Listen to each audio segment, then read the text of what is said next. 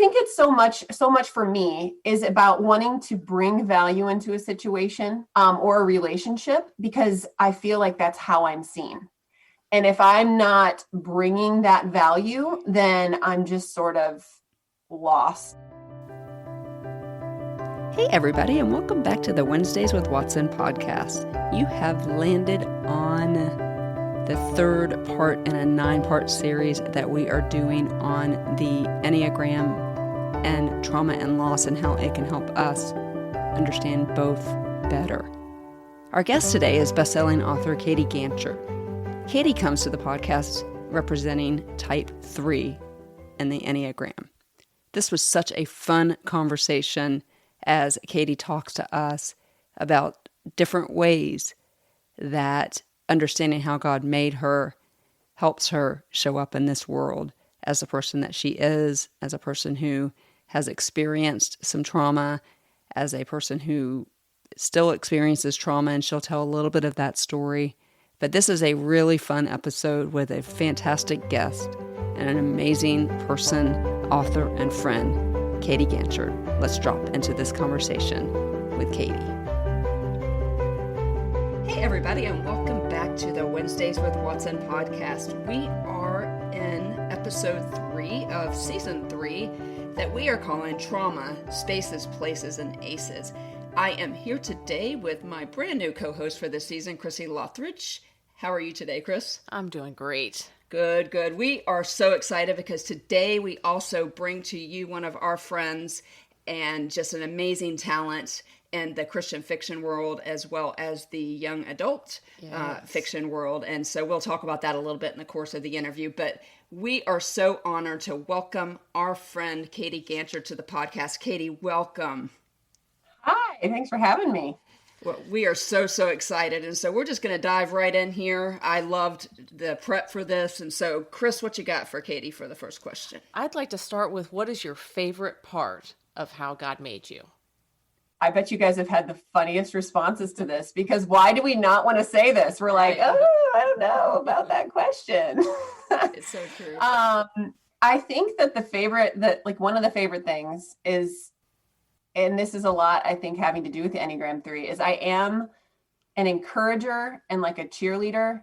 I love seeing people chase after their goals. I especially love seeing underdogs chase after their goals. And so I will cheer that on all day. And kind of in conjunction with that, and this is the thing, I do love that God created this about me, but I also am sort of like, it comes with its foibles, but I'm a very passionate person.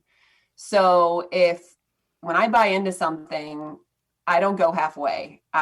When I believe in a cause, or if it's an injustice that I've seen, I really have a passion for that, and I'll be all in. You know what is so cool, because that so translates into your work, right? So the very first Katie Ganshert book I read was No One Ever Asked. And I'm not going to ruin it for everybody, but your heart is seen in that book for sure. Yeah, a funny little side story about that is that I was supposed to be writing a different book. Did I tell you this? No. I was contracted for a different book, and I was all into this, our daughter we're a transracial family. So we're a white family and we're raising a Black daughter. And so my eyes were open to racial injustice, and I couldn't look away. Like, I just was learning all the things I could learn and reading all the books I could read, but I was supposed to be writing this other book. Like, I was supposed to be writing, and I'm like, I can't, I'm consumed by this. And so I reached out to my editor, and I'm like, can I write a different book?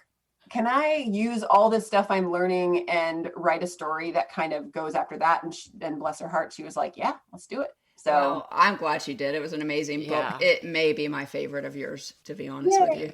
But so I mentioned that you and I had the opportunity to really flesh through this, and what an unbelievable honor it was for me to do that with you.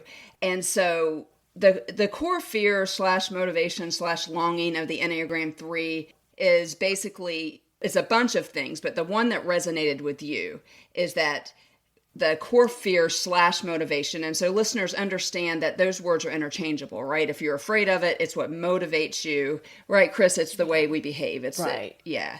And so yours is seen. And so I loved working through this with you because it was so funny because we did it on an app called Voxer. And at the very beginning, you're like, I don't even know if I am a 3. I don't even know. I'm so confused. And so I began to dig and dig and dig. And finally we honed in on something. And I remember actually, Katie and I are very similar on Voxer. Crissy, we like to interrupt. And so we pause and then text.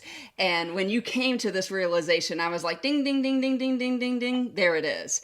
And so can you tell me a little bit about what that felt like when you were like, oh, yeah.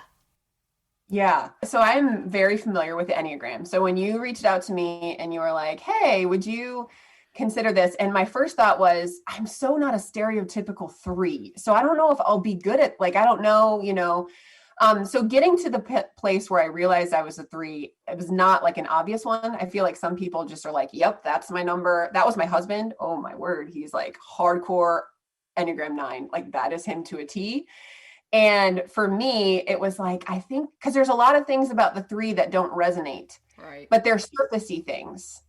And so, yeah, I think, the genesis, so we came to our realization, and I think it started with the conversation we were having about my son, Brogan. Yeah. And so I have 2 kids, and Brogan is 12, and he's a delightful kid. He is like, got the kindest, just sweetest heart and not a mean bone in that kid's body. And I think sometimes, when you're 12, that can get taken advantage of and all the things. And I was with my therapist, and I was not Amy Watson, my therapist, although I think Amy Watson should be a therapist.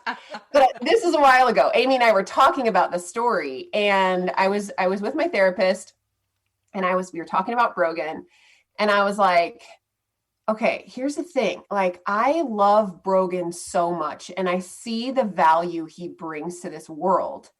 But I also know what the world values. And so I find myself as a parent trying to fit him into the boxes that the world values and trying to get him to thrive in those boxes so that the world will value him like I feel like the world should value him.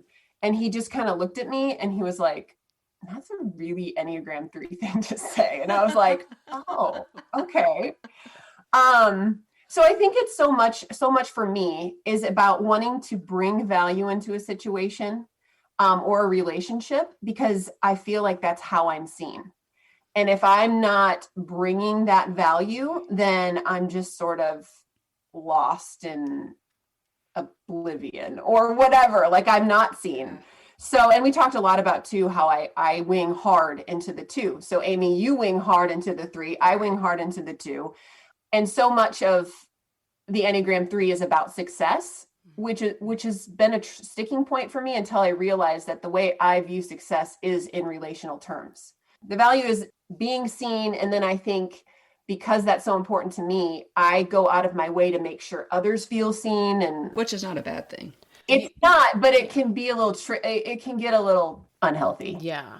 I feel like with you, a lot of that I could see in you, the wanting to be valued, rather than saying, even in a relationship, I'm valuable because God made me. Yeah. Period. Yeah. Not because I brought the most to the table, I did the most or anything, but you're just valuable because you exist and for who God made you. And so I feel that resonates a lot with what you do and what we have to say often. Well, it's a hard thing to believe. Like, for everyone. You know it in your head. Like, I can say that all day, but there's that translation to like really believe that. Right. And here's the tricky part, because Crissy, you tell me that all the time, because I am a performer. I want to be wanted and loved as the 2, but like you mentioned, wing hard into the 3. So clearly I want to be seen too. Here's the tricky part. And here's where our enemy gets in, because when you do enjoy success, as Katie has, and as I have, right? Mm-hmm. When our skill set and Brogan's skill set, when that skill set is in a denomination that the world rewards, like, I love your work, or I love this or I love that. I've been very successful as an entrepreneur. And so when the world and when my bank account and all the things are telling me that's you, That's Amy your value. Watson. Yeah. Or for trauma survivors out there with trauma, there's this big Amy Watson story. And Crissy, you've been really good over the years, although I agree with Katie. It's very hard for me to wake up and go, I'm valuable just because I'm seen. Right. But there was a time when your story took over rather than you having value. It was your story had value, and we had to really kind of separate you from the trauma being who you are, instead of it is something that is a part of what God has done in your life, but it is not who you are. Yeah. And God had to say to me, and Katie, I wonder if this resonates with you. God had to say to me, Amy, if I never use any of that again, or if I don't use it, are you okay with that? And I'm like, probably not. And so when you experience success like you have, Katie, as an award-winning author, and you do something differently from authors, I'm just going to plug this here because people know how much I love to read. You are not only talented and successful, but in different genres. Like you can write a book like No One Ever Asked, and then a young adult series on Oh my gosh, like they're that. so amazing. I love your young adult stuff. It is. But it's so different, and so just such a wide range of talent. Right. So my point there is, I think that when we're successful, it's hard to know. I wake up, I am known, seen, and loved because God decided to wake up my heart. Right. Yeah. It's crazy because, so I can say all those things, and people can say those things to me, but it's like, it's such work to let it actually sink in so that it transforms your life. It's exhausting. Instead of just letting it be this, like, it's there, it's in my head, I get it. Anyway, it's absolutely exhausting to wake up and say, I tell people all the time, especially as a trauma survivor, and we'll get there in a minute for you, I wake up like I'm in the basement. Like if you guys wake up on the ground level, I wake up in the basement. It's like, okay, I have to do all of these things that proves that I am valuable, like little things like eating and drinking and all the things. And so it is hard work. I'm so glad that you mentioned that for the Enneagram 3s out there, because you're not going to wake up and go, I'm a 3. Everybody sees me. Cool. I'm valuable for being me. Yeah. This is the work of the Enneagram 3. And so in doing that, Katie, I think that we're going to lean into this next question, Crissy, which was actually one of yours. Do you think that the awareness of what motivates you or the core fear will help you when you find yourself starting to lean into that achieve, go, the strive for excellence in order to feel seen?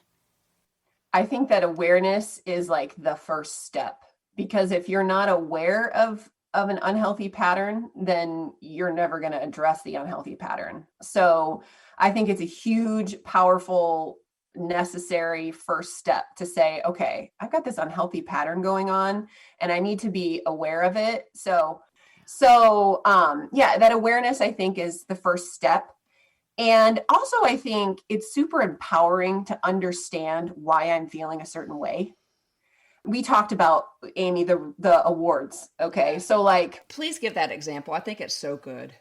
Yeah. So like awards, you would think on the surface, if you know much about the Enneagram 3, you would think that would be like the Enneagram 3's bread and butter. Like you would thrive off of these awards, but I've never thrived off of awards. I've never, except for like maybe the first time I was nominated for Christy, then it's all the giddy, excited feels. But after that, it was just it was a feeling of relief. It was like, okay, cool. Moving along. It was never like, yay, I'm so pumped and look at, I'm going to put this on my mantle and this and that.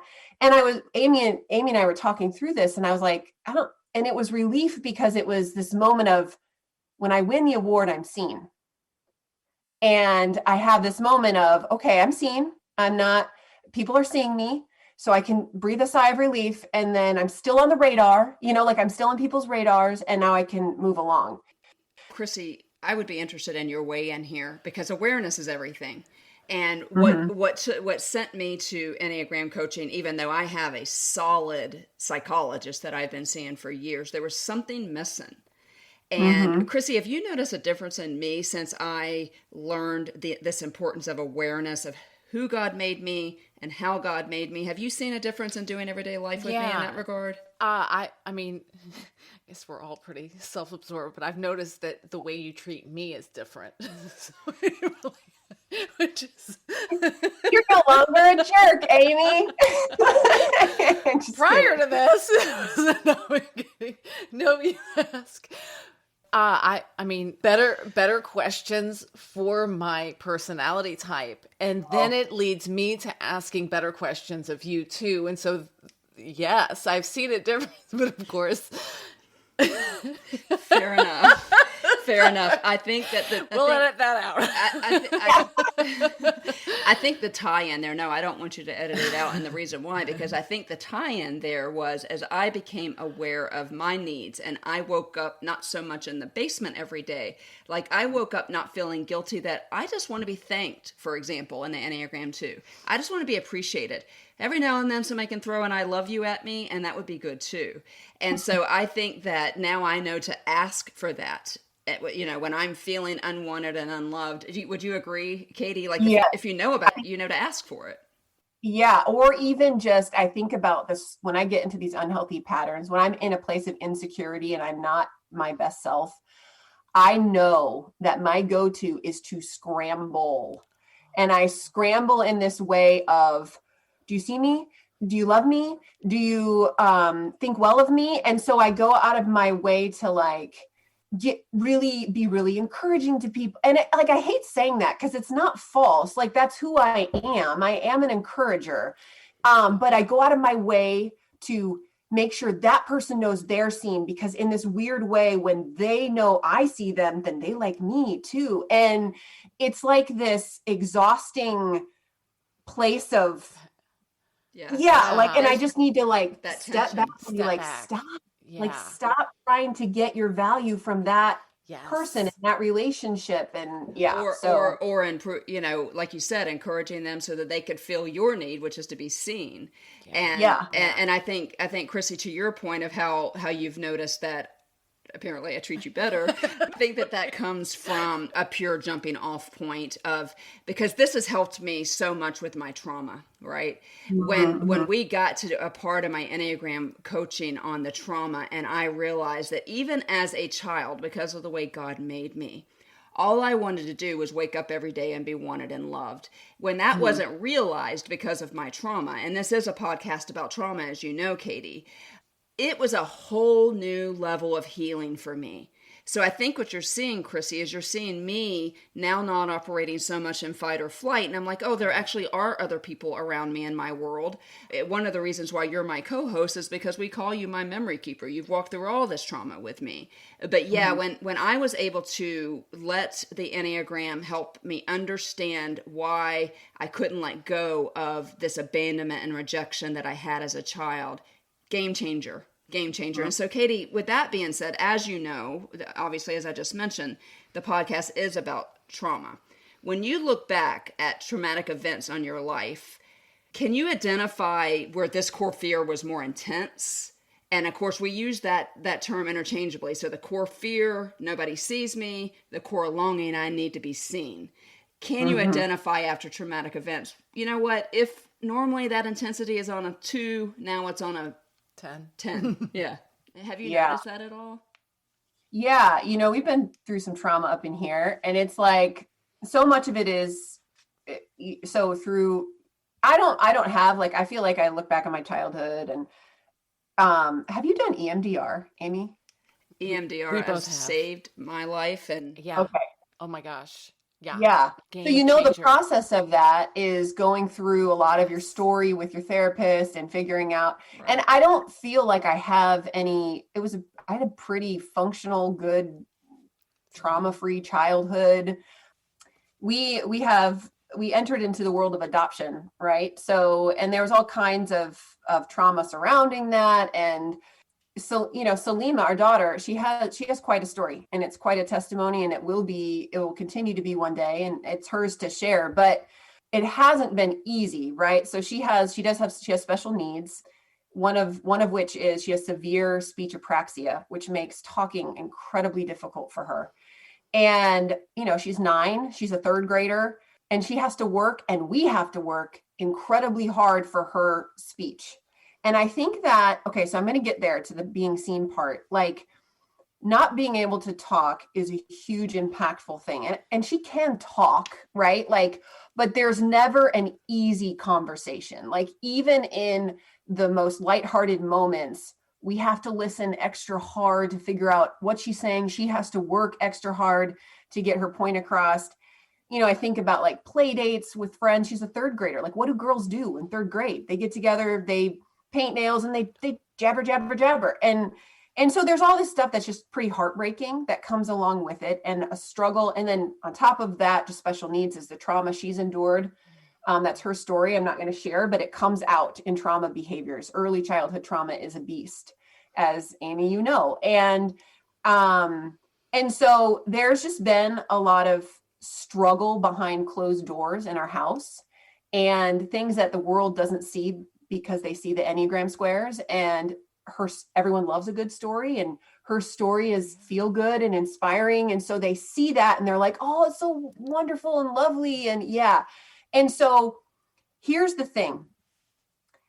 My core desire is that I want to be seen, right? Like, we're struggling. Like, I want this to be seen. I want people to know this. I want to be validated. Like, I want people to come alongside me and say, you're not crazy. Like, that's hard. You know what I mean? But here's the rub. Because I'm an Enneagram 3, I am a performer. And so I could be depressed and I can be anxious and all the things, but then I can go to a social function, whether it's family, sports, whatever, and I can turn it on. And I can be bubbly, and I can be extroverted, and I can be, asking people about how's your kid and seeing their kid and this and that. And nobody knows that we're struggling because I'm performing. And so it's like this weird thing where it's like, I want that to be seen, but because of the nature of how I turn myself on in social situations, I don't think many people would think, oh, Katie's struggling. You know what I mean? So it's a weird little, and that's all wanting to be seen in the trauma that we're enduring. And I do definitely notice that hamster wheel rat race of, it's almost like this weird thing because I become even more determined to bring value and this and that. So then because I'm doing that, I don't get seen. It's weird. It's a cycle. Crissy coined a term for this thought process. We call it trauma brain. Oh, trauma brain. Yeah, definitely. In the early days when Amy just first moved in and we were struggling so much, there was no room to openly share. It's not my story. And so there is this sense of I needed community, but there's also this, I want to protect you know what I mean? And so you're stuck in this place of not being able to share just from the, you'd harm one to get help with the, but it's in our family. So like, it's a journey we're walking, and there's a thing in adoption circles a lot of times called secondary trauma. And it's like, Salim is the one who's gone and endured certain traumas. We're her parents, we're her family. And so we're walking through that with her. And oftentimes it's traumatizing for us, or it's traumatizing for Brogan. But it's her story. So like, I don't want to I'm not going to start unleashing all the different things we've been through or whatever. So yeah, it's a delicate balance to walk through. And it's interesting as you use that example, Crissy, because at the time when I was going through all of these hard times, not only was it not your story to share, but I was teaching at a Christian school. And so it was like, okay, now everything definitely needs to be on lockdown. Some of the ways I was choosing to cope, and it's well documented in lots of things that I've written and on the podcast, is that I had a substance abuse issue. Like, I loved me some pain pills because it was a lonely existence. And part of the mission of this podcast is to point out the importance of one of the C's. We have three: counseling, which we've already talked about, but the second one is community. And I didn't have that, and you don't have that. And I think threes out there, you may be feeling the same thing. And I only have one answer for you, and this is going to be a humdinger of a question for you, Katie. But when I wrote it, I was like, okay, Watson, you need to like answer this yourself. But my friend's heart, as I've put you on my war room wall keychain, I just feel like fleshing that out. Just, I don't know.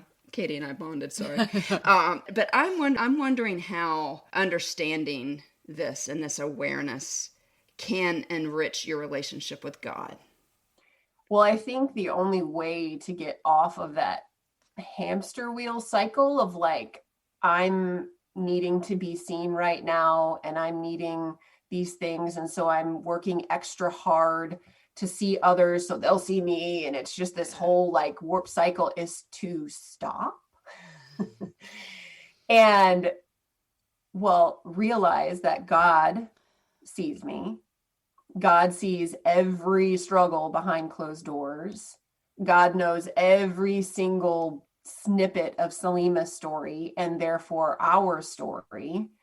And I think a huge piece of that for Enneagram 3s, because, okay, so we've talked a lot. Another thing that's not always resonated with the Enneagram 3 is this whole idea of go, go, go. Like the Enneagram 3 is the mom who's taking her kids everywhere. I'm like, no, I'm a homebody. But my mind is always go, go, go. Yeah. And so getting my mind to stop. And I think there's a ton of power in what I'm realizing, because I've been going on an interesting faith journey too, that I've been sharing some on Instagram and stuff, but is meditation over, have you guys heard of like centering prayer? Yep. Where you focus on like one word, like, or one verse, like be still and know that I am God. And just sitting and giving myself enough space to just stop and realize I got to take myself off the hamster wheel right now, because I'm in this place of insecurity and I'm going to all these other places to try to meet it. And really the only place that can, and the only person that can really fulfill that is God. And so I've got to sit and I've got to just sit in his presence and really get that distance between my head and my heart, where it's like, I can say, yeah, he sees me, he knows, but I need to sit and let that sink in so it can start to transform. So I'm not so frantic and doing all these things. So, and I'll tell you, one of the things that I found effective is, when I first started counseling, I just went in there and I was just doing that because basically everybody wanted me to. But as I have gotten more and more healthy, this idea, again, we're going back to awareness, right? So the awareness of I want to be seen. And so you talk about this centering prayer. And so for those of you out there listening who are threes, one of the things is so cool because you can also use the way God made you to calm you down, to get you off of that hamster wheel that Katie is talking about. So for example, be still and know that I am God. If you just take in a deep breath, and I'm not going to do it because I'm on a podcast, but take a deep breath and then breathe in a little bit more. And so you really picture the air at the very top of your lungs. And then you breathe out like you're blowing out candles. And in that, and Katie's example, when you're breathing out, you're be still and know that I am God. And what that does is that engages a part of your nervous system that is the vagus nerve. And it literally acts like a natural Xanax or a natural, it calms you down. And so I really love that you have that grounding prayer. And I'm going to get back to how God does see us in just a minute. But Crissy, one of the questions that we're asking everyone is that these next two that came from you. And I think it's really important for other threes out there. And so talk to us about your next question, my friend. I've been wondering how the past 20 plus months have been for you as a 3. Did you go to your stress path? And is there anything that you would say to other 3s that has been helpful for you? Yeah. So my stress path is a 9. And it's the unhealthy version of the 9, right? Like, it's not like 9s are unhealthy. And so I exhibit myself as a 9, and it's like the unhealthy part of the 9. So, when I'm passionate about stuff, when I bought into things, I get stuff done. I can get stuff done. But through the last 20 months, I have found myself going into total sloth mode, like no motivation.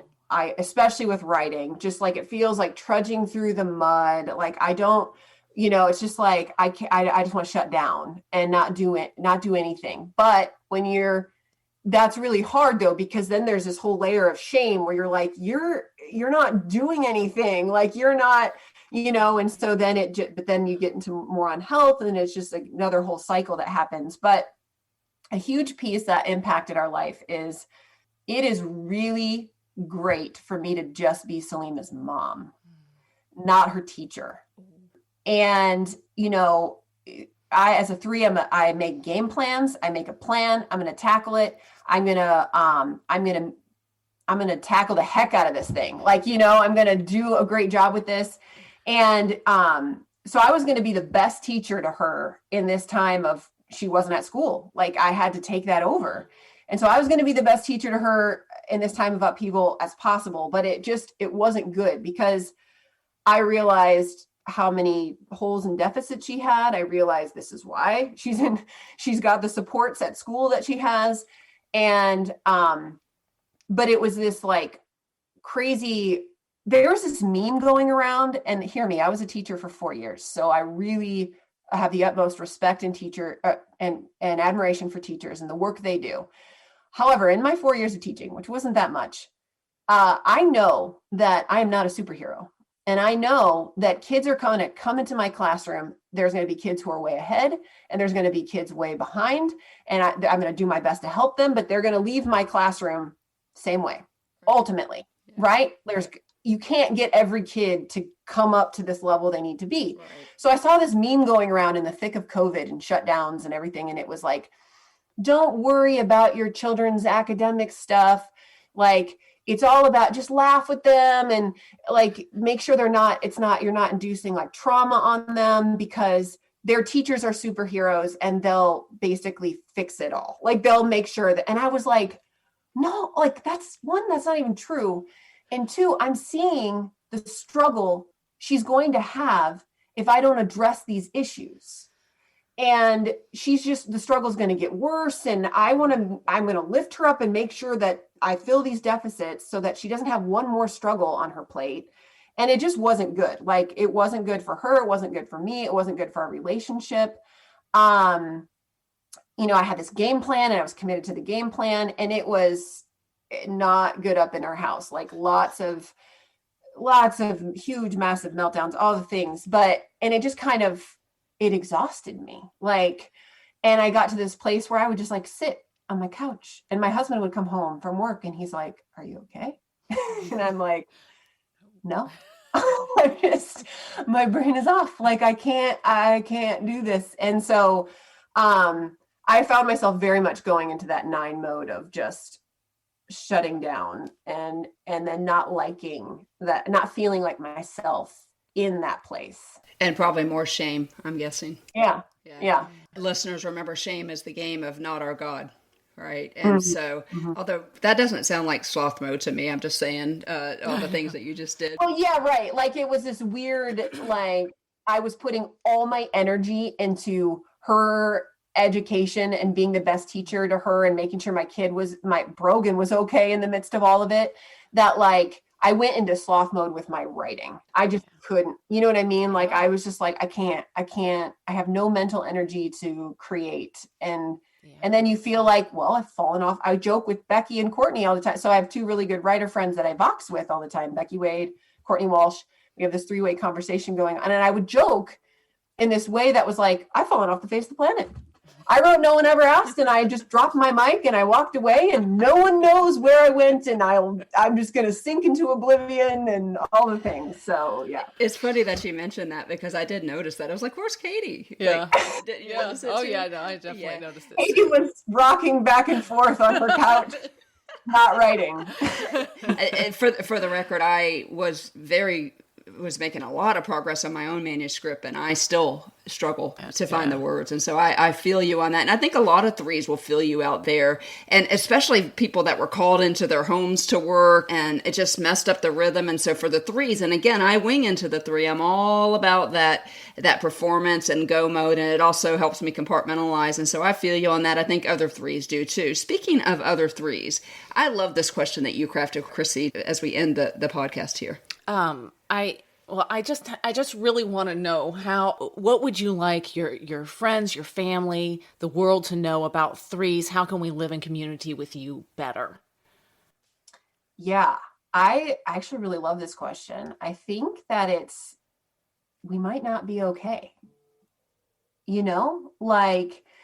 It goes back to the social gatherings and stuff. When I'm out and I'm interacting with people and outside of humans, outside of my nuclear family, like I said, I can turn it on. I think most threes can turn it on, and we can perform, and we can look like we're fine, and we can cheerlead, and we can encourage, and all these things, and maybe take a moment and realize that that person might be struggling behind closed doors, and they might not know how to really share that. And that's not to say that, like, at a baseball game, I want someone to stop and be like, are you okay? But just even like finding little ways to make sure that to see them, or to see that if they're a mom. I find, we talked a lot about this, Amy, my Enneagram 3 comes out in spades when I'm parenting. Like, I want my kids to be seen.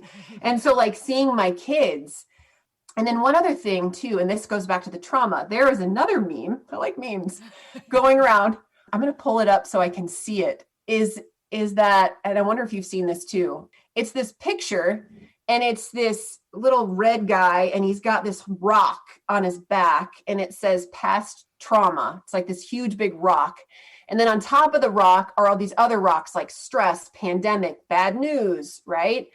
And then the next window pane of the drawing is that there's this it's this little tiny step, and it's this minor inconvenience. So you've got this red dude, and he's packed down with like all this trauma, pandemic, all the stuff, and he stubs his toe on this little step, and then he just breaks down and he's like crying, and then someone next to him says, I think you're overreacting. Because all they see is that you've just stubbed your toe on this little step, and they're like, what's your deal, man? And a little story, I guess the best way to describe this is this. So I was dealing with some stuff. Selima was staying with my mom for the weekend because we went to some function that she didn't come with us. So I went to go pick her up, and I reacted poorly. Like, I don't like the way I handled the situation that was going on. And so here's the beast about being a 3. Not only do I know I reacted poorly, I'm hyper aware of how others are thinking of me. And so now all of a sudden, on top of that, I'm like, oh, great. They think I'm a psycho. Like they think I hate how they're thinking of me right now. And so that's like more stress on top of it. So I think the thing that I would like the world to know about threes is, 1, they might not be okay, even if they look like they're great. And 2, grace. Like, if they react poorly, if there's a situation where like you said, Crissy, we're kind of these self-absorbed creatures. And so if someone comes at us and reacts in a way, our inclination is to be self-defensive and to be like, what's their deal? Like, and maybe just setting that aside and be like, it's not about me. They're struggling. They've got other things that they're carrying that I can't see. And that's maybe why. And so just grace to be like, that's okay that you reacted poorly. Like, that's okay. That's not you. And so an example of that is my mom. We went out to dinner a couple days later, and she just let me unload. And she's my mom, so she's going to love me, right? Like, I should say, I'm blessed to say my mom is going to love me. And just like giving me that space to be like, that's okay that you reacted that way. Yeah. And that's who God made you, right? Yeah. He made you to respond that way. And I love that message for other threes out there listening. Crissy, she just mentioned something before I go off into the Watson diatribe about grace.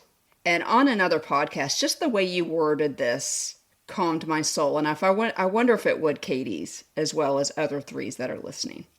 Yeah, I feel like, in this world and in this moment, and especially, let us have grace for one another, grace upon grace upon grace. We all need it. It doesn't matter if you're a 1, 2, 3, 4, 5, 6, 7, 8, 9. We all need it, but especially the threes.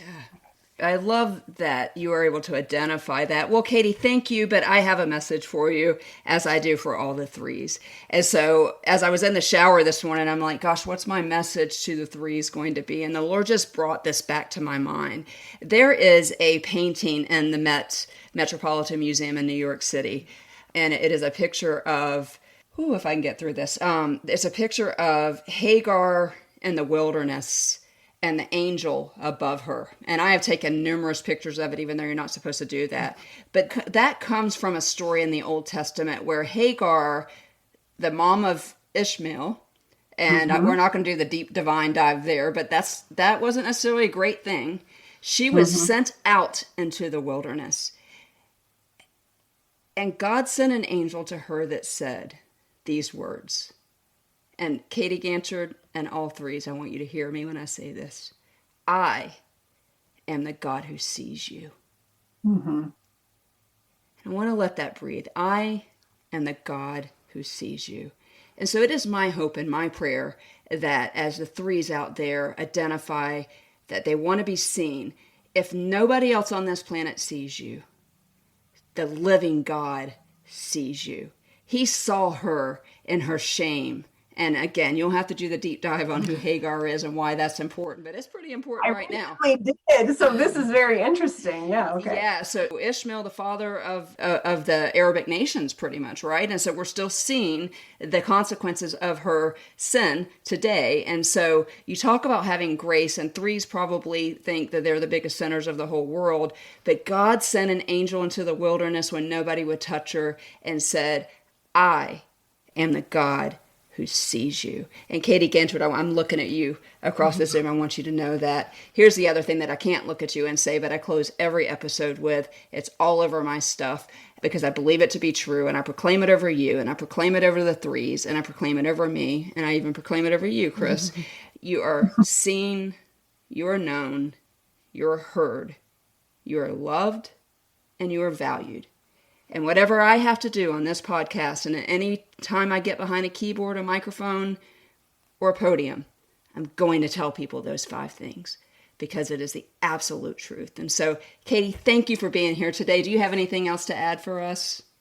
No, I don't. This is wonderful. I really enjoyed it. Well, thank you so much. I know that it was an investment of your time. And guys, Katie, again, award-winning author. Her latest book is called? The Contest. The Contest just came out yesterday. I'm pretty excited about it. Yeah. Yeah. So it just came out yesterday, which was September the 14th, and that'll be later than you guys are listening to this. My favorite book by Katie is that one that I mentioned. We'll put all of those in the show notes.